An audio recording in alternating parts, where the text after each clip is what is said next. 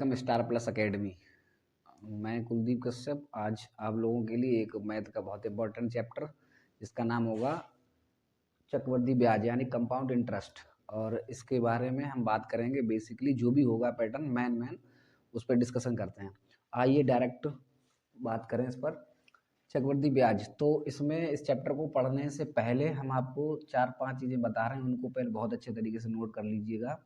जिसमें सबसे पहले होगा एक पी यानी कि प्रिंसिपल। प्रिंसिपल का मतलब होगा मूलधन, मूलधन। उसके बाद एक अगला आएगा आपका रेट यानी कि दर। अगला उसके बाद आएगा टी फॉर टाइम यानी कि समय। नेक्स्ट उसके बाद अगला आएगा आपका अमाउंट यानी कि मिश्र धन, मिश्र धन, मिश्र धन आपका अमाउंट। उसके बाद में एक आपको देखने को मिलेगा चक्रवृद्धि ब्याज, CI कंपाउंड इंटरेस्ट यानी कि चक्रवृद्धि ब्याज, चक्रवृद्धि ब्याज। उसके बाद में अगला होगा साधारण ब्याज यानी सिंपल इंटरेस्ट, साधारण ब्याज। इन 1 2 3 4 5 6 चीज़ों को आपको सबसे पहले जानना पड़ेगा, उसके बाद ही इस चैप्टर के बारे में कुछ पढ़ सकते हैं हम।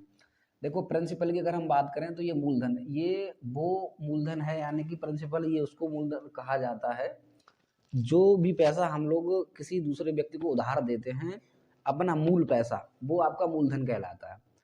उसके बाद में मान लो हमने पैसा अपना जो भी 10,000 रुपये या 5,000 रुपये किसी दूसरे व्यक्ति को दिया, और उसके बाद में हमने उससे कहा, मान लो उसने हमारा उस पैसे को 2 साल या 3 साल जो भी किसी भी टाइम के लिए उसने यूज किया। यूज करने के बाद में जो भी यानी कि कंडीशन होती है कि भाई हम आपको इस दर पर देंगे। दर का मतलब ये होता है कि प्रति 100 रुपए पर कितना हम आपसे एक्स्ट्रा ब्याज लेंगे, वही आपका दर कहा जाता है, यानी कि रेट बोलते हैं उसको। तो अगर हम मान लो 100 रुपए पर 5 रुपए आपसे एक्स्ट्रा लेते हैं, तो इसका मतलब ये हुआ कि 5% की हमारी दर हो गई। तो यही होगा, किसी निश्चित दर पर अगर किसी फिक्स टाइम के लिए कोई पैसा या मूलधन हम आपको देते हैं, तो उस समय के बाद जो आप हमें मूलधन के अलावा जो मतलब जो अतिरिक्त धन आप हमें वापस करते हैं, वही आपका ब्याज कहलाता है। लेकिन ब्याज में प्रॉब्लम ये हो जाती है कि वो 2 तरीके का होगा ब्याज, एक होगा आपका चक्रवृद्धि ब्याज और एक होगा आपका साधारण ब्याज। अब इन 2 ब्याजों के बारे में आप जान लीजिएगा। जो भी इंटरेस्ट होगा वो आपका 2 तरीके का होगा, एक होगा सिंपल इंटरेस्ट और एक होगा कंपाउंड इंटरेस्ट।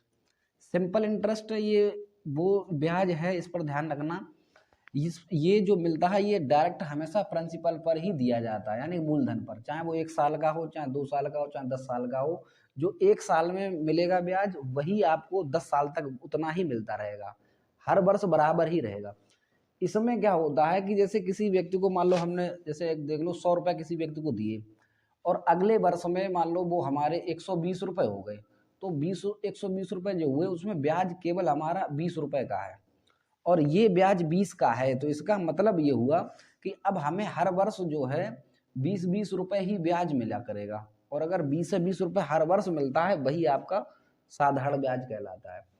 लेकिन अब होता क्या है कि जैसे एक वर्ष में 20 रुपये ब्याज हो गया और 100 रुपये आपका मूलधन था, तो अगले वर्ष में क्या होगा, 120 पर ब्याज देना पड़ेगा। यानी कि 100 रुपये उस पर तो ब्याज देना ही देना है जो मूलधन आपने लिया, लेकिन उस 20 रुपये पर भी ब्याज लग जाएगा, वही आपका चक्रवृद्धि ब्याज कहलाता है, यानी कंपाउंड इंटरेस्ट कहलाता है। ठीक है, तो चलिए देख लीजिए। अब इसमें क्या होगा कि हम आपको एक मेथड बता रहे हैं जिसमें एक ही मेथड में लगभग 2-3 टाइप के क्वेश्चन आप इसी एक ही मेथड से कर पाएंगे। जैसे मान लो अगर हम आपसे ये कहें कि मूलधन आपका 10,000 रुपया है, 10,000 रुपया मूलधन है, और दर जो है वो आपकी 10% है, और वो आपसे पूछ रहा है कि 3 वर्ष के बाद कितना चक्रवृद्धि ब्याज मिलेगा। यानी कि मूलधन आपका 10,000 रुपये है, दर 10% है, और समय जो है वो आपका 3 वर्ष का है। 3 वर्ष के बाद में आपको कितना मिलेगा चक्रवृद्धि ब्याज, वो ये पूछा गया है। तो देखो ये जो भी सिस्टम होगा इनमें सबसे पहले थोड़ा परसेंटेज का यूज होगा। परसेंटेज में जो आपकी दर होगी, जैसे 10% है, तो आपको ये पता होना चाहिए कि ये फ्रैक्शन वैल्यू इसकी क्या हो जाएगी। तो 10% की फ्रैक्शन वैल्यू 1/10 होती है। तो वहीं जैसे मान लो 1/10 4 अगर हम बात करें 1/4 वो आपकी 25% की हो जाएगी, वहीं आपकी 20% की जो होगी वो 1/5 होगी। तो ये आपको कम से कम पता होना चाहिए। अगर ये आपको पता है तो बहुत सरल और इजीली तरीके से हम आपको कंपाउंड इंटरेस्ट निकालना बता पाएंगे। जैसे मान लो अब इसमें देखो, इसमें क्या करना है, सबसे पहले एक नया मेथड होगा, बहुत अच्छे से ध्यान से देखिए। इसमें जैसे 3 वर्ष के लिए दिया गया, तो 3 वर्ष के बाद का पूछा है चक्रवृद्धि ब्याज क्या होगा, तो आपको केवल सबसे पहले टाइम पर फोकस करना है। समय जो है वो आपका 3 वर्ष है, तो 3 वर्ष का जो भी समय होगा ना, इसमें हम सबसे पहले क्या करेंगे, 3 ब्रैकेट बनाएंगे कुछ इस तरीके से, ऐसे। अगर 2 वर्ष का है तो 2 ब्रैकेट बनाएंगे, 3 वर्ष का है तो 3 ब्रैकेट बनाएंगे, अगर 4 वर्ष का है तो 4 ब्रैकेट बना। इतना तो हर क्वेश्चन में करना ही करना है। बस उसके बाद ये देखना 3 ब्रैकेट बने तो यहाँ लिखो 3, और उसके बाद एक एक कम करके ऐसे घटाते चले जाओ, यानी कि 3, 2 और 1। उसके बाद इनको जोड़ दो आप, बस इतना आपको करना है। उसके बाद क्या करना है, जैसे 10,000 रुपए है, 10,000 का 10% मतलब 1/10। अब 10% आप इसका ब्याज निकाल लीजिएगा, तो 1/10 का मतलब हुआ कि 10,000 में 10 का अगर हम भाग लगा दें यहाँ पर, तो जैसे ये लो 10,000 रुपए, इसका 1/10 सीधा भाग लगाओ, 1,000 बचा। इस 1,000 को यहाँ लिखेंगे हम इस ब्रैकेट में। यहाँ लिखने के बाद फिर वही 10% इसका निकालो। अब इसका निकालना, अब फिर वहां नहीं जाना, इसका निकाल करके यहाँ रखो 10%। तो इसका जब 10% निकालोगे तो यहाँ रखना पड़ेगा, तो यहाँ जैसे ही आप रखेंगे तो ये 10% 100 यहाँ आ जाएगा। अब 100 यहाँ रखने पर अब आपको क्या करना है, जो चीज यहाँ किया वही इसमें करो। अब 10% निकाल करके यहाँ नहीं रखना है, अब आपको यहाँ रखना है थर्ड वर्ष। इसमें हम आपको बताएंगे, मतलब अभी ध्यान से सुन लो कि तीसरे वर्ष में क्या करना है, कि जैसे ही तीसरे ब्रैकेट पे पहुंचेंगे तो इसका 10% निकाल कर यहाँ रखो, तो इसका 100 का 10% 10 हो जाएगा, और तीसरे ब्रैकेट में जब रखेंगे तो इनको जोड़ करके यहाँ लिख देंगे, तो 100 और 10 110 ये हो गया।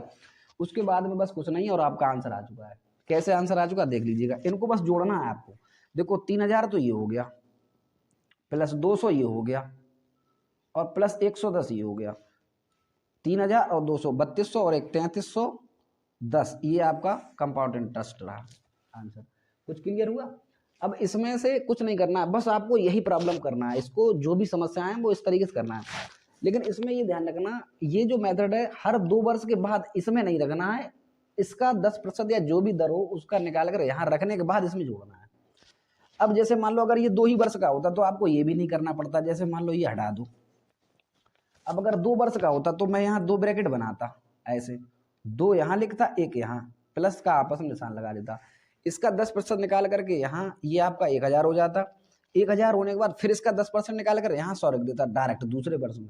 तो 2 ब्रैकेट तक हमें कुछ नहीं करना है, 2 ब्रैकेट तक सीधा आपको रखना है, बस यहाँ आंसर हो गया, ये 2,000 ये हो गया, और प्लस 100 ये डायरेक्ट आपका 2,100 आंसर हो गया। अगर यही 10,000 रुपया 10% वार्षिक चक्रवृद्धि ब्याज की दर से अगर 2 वर्ष के लिए आपको दिया जाए तो आपको उसको 2,100 रुपये ब्याज के थ्रू आपको उसको वापस करने पड़ेंगे। यानी कि अब ये तो 2,100 रुपये आपका चक्रवृद्धि ब्याज हो गया।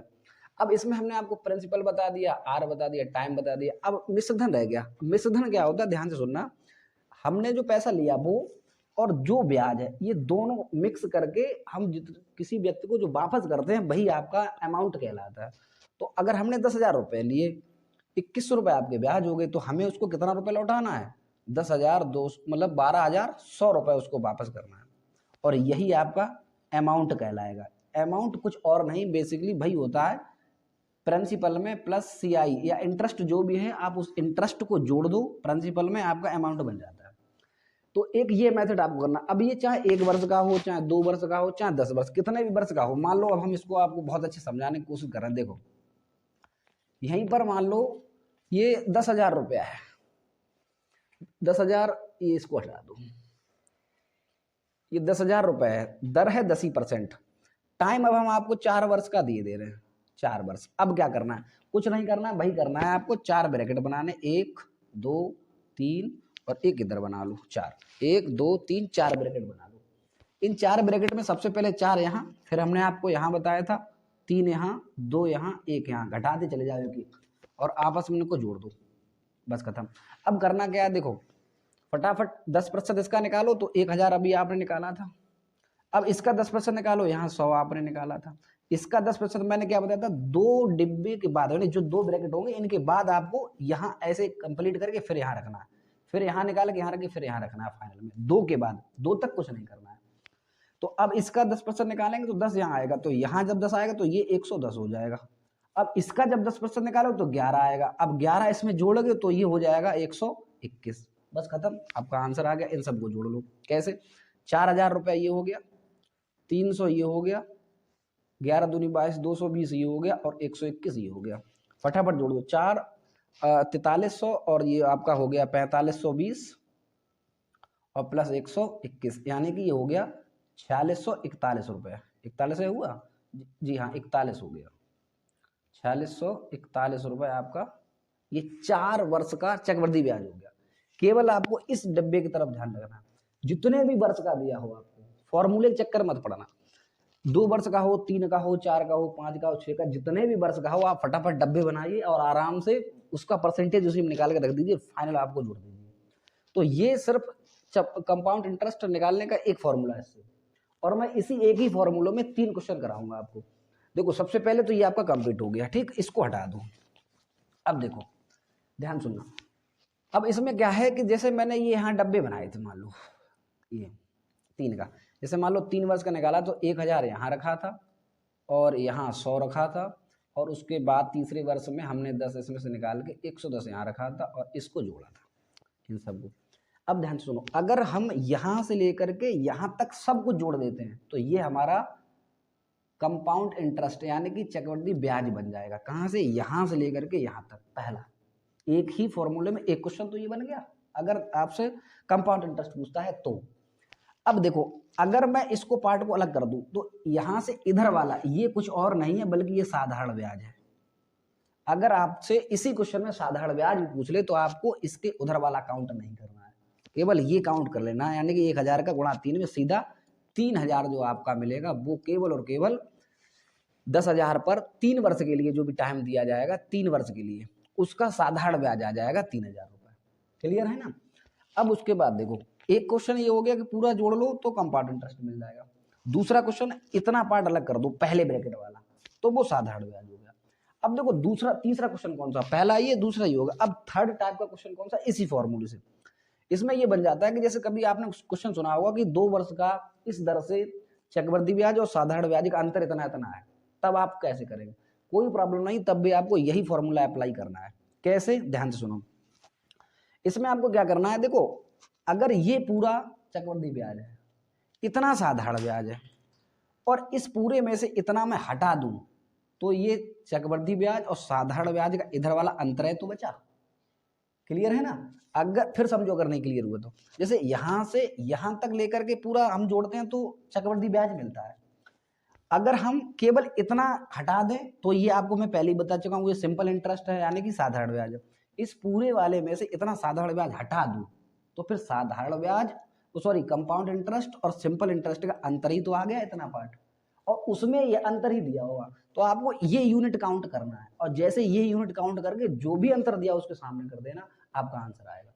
कैसे आएगा? अब देखो हम एक क्वेश्चन चेंज करते हैं इसमें से, देख लो आप अगला। जैसे मान लो ये क्वेश्चन दिया है यहाँ पर,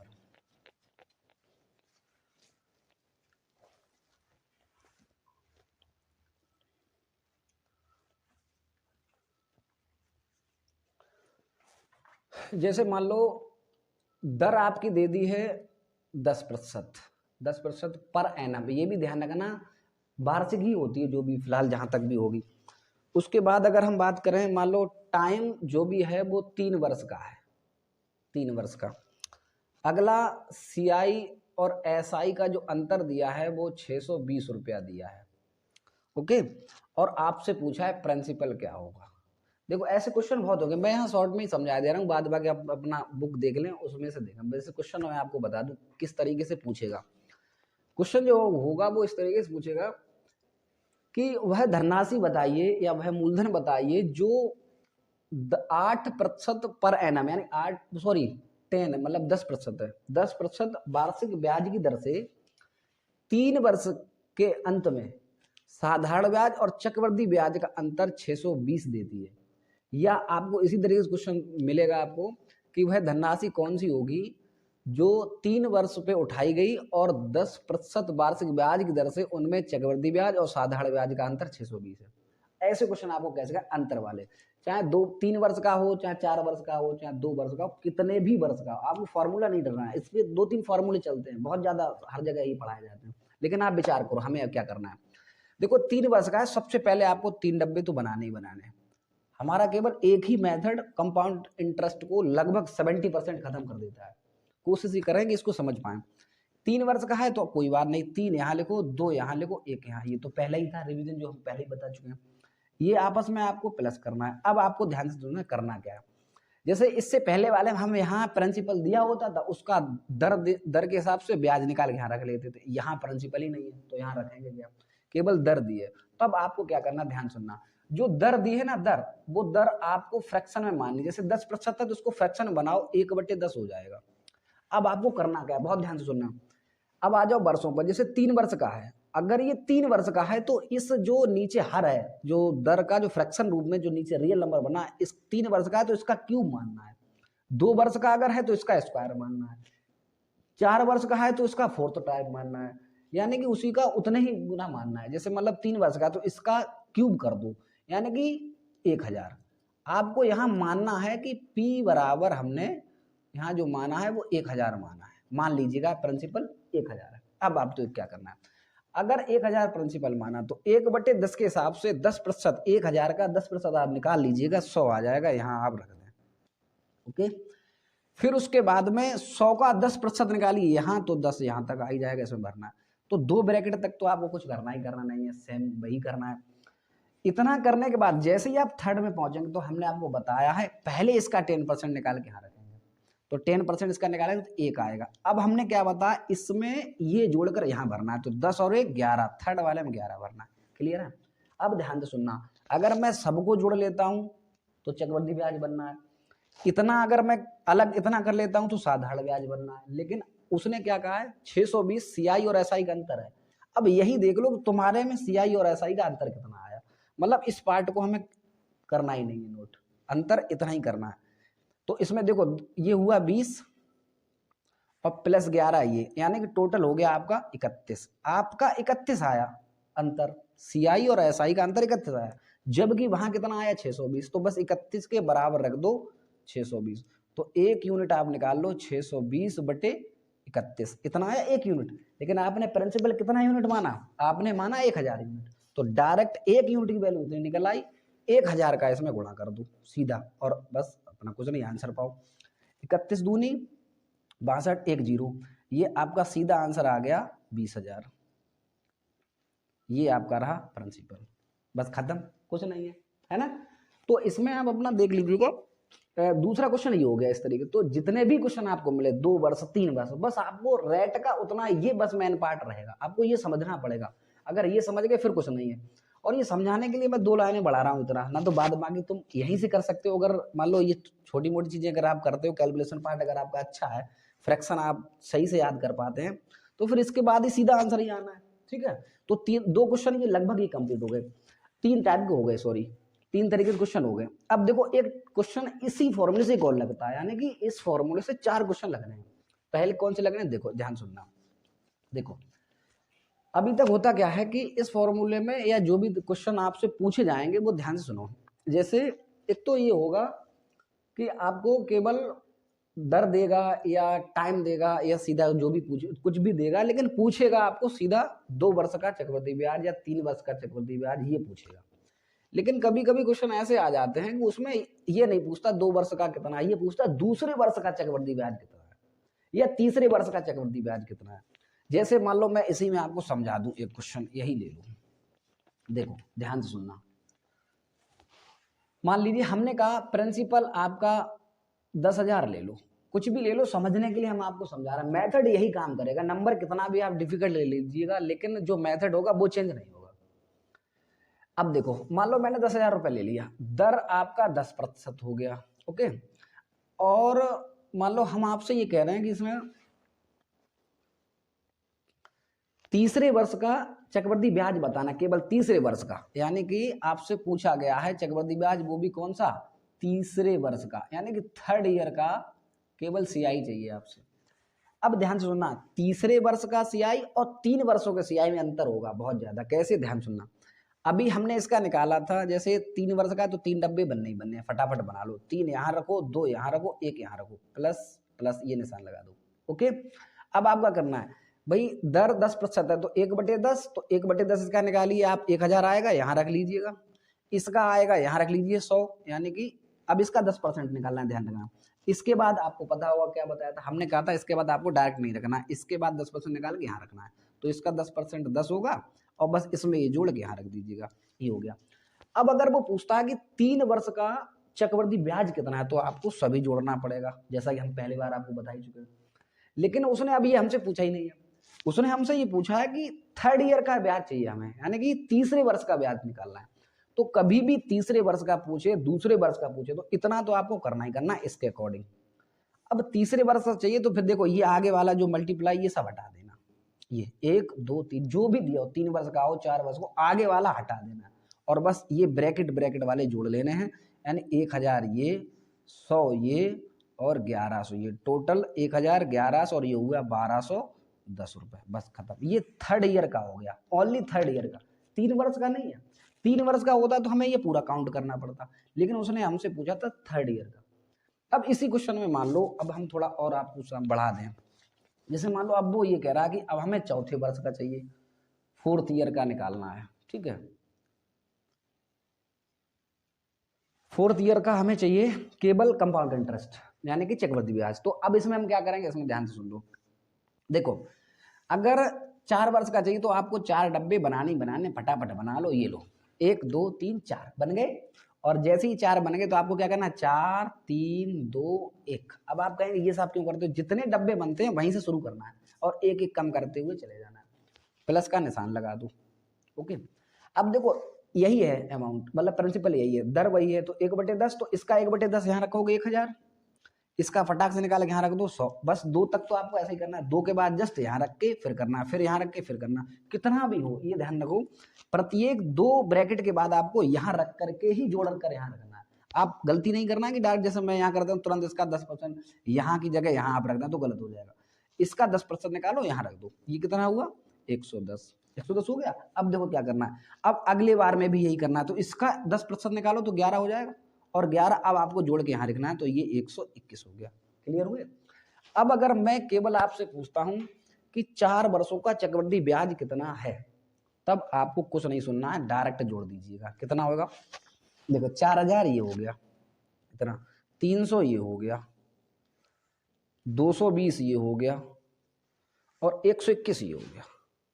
इनको आप जोड़ दो, 1 2 2 4, उसके बाद 3 2 5 और 1 6, और उसके बाद में 4, 4641 रुपए। यानी कि अगर मैं बात करता हूं 3 वर्षों